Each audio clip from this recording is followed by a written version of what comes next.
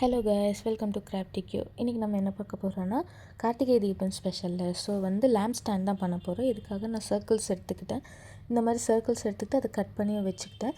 So இதில் நான் இந்த சர்க்கிள் என்ன பண்ண போகிறேன்னா லோட்டஸ் வரைய போகிறேன்.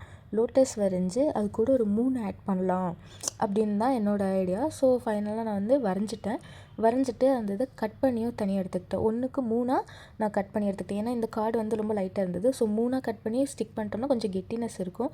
அதுக்கப்புறம் இந்த 3 ஸ்டிக் பண்ணதுக்கப்புறம் நான் சென்டரில் ஒரு ஹோல் க்ரியேட் பண்ணினேன். எதுக்குன்னா இந்த ஸ்டாண்டு நம்ம நிற்க வைக்கணும்ல, அதனால் ஒரு சின்னதாக ஒரு ஹோல் போட்டுக்கிட்டேன். அதை கட் பண்ணி விட்டுட்டேன். இந்த 3 கட்போர்ட்லேயும் சேம் நான் அதை தான் பண்ணியிருக்கேன் இந்த வீடியோவில் பார்க்குற மாதிரி. ஸோ இதுக்கப்புறம் நம்ம ஸ்டாண்ட் பண்ணணும்ல விளக்கு வைக்கிறதுக்கு. ஸோ இந்த மாதிரி ஷேப்பில் நான் கட் பண்ணி எடுத்துக்கிட்டேன். இதுவும் 3 எடுத்துக்கிட்டு 3 ஸ்டிக் பண்ணிட்டேன். ஸோ ஃபைனலாக அந்த 3 நான் ஒட்டிட்டேன். இது ஒட்டும் போது கொஞ்சம் ஜாக்கிரதையாக ஒட்டுங்க. ஏன்னா நடுவில் இருக்க அந்த நம்ம கார்டு ஃபிக்ஸ் பண்ணுறதுக்கான ஹோல் இருக்குல்ல, அது சேஞ்ச் ஆகிடக்கூடாது. ஸோ நெக்ஸ்ட்டு எனக்கு பிடிச்ச மாதிரி கலர் எடுத்துக்கிட்டு நான் பெயிண்ட் பண்ண ஸ்டார்ட் பண்ணிட்டேன். இந்த லோட்டஸ்க்கு நான் பேக்ரவுண்டில் மூணுக்கு கோல்டன் கலரும் கொடுத்துருக்கேன், பார்க்க நல்லாயிருக்கும்ன்ட்டு. ஸோ 3D அவுட்லைனர் கொடுத்தா நல்லா இருக்குமேன்னு சொல்லிட்டு நான் ஒரு அவுட்லைனர் கொடுக்க ஆரம்பிச்சிட்டேன்.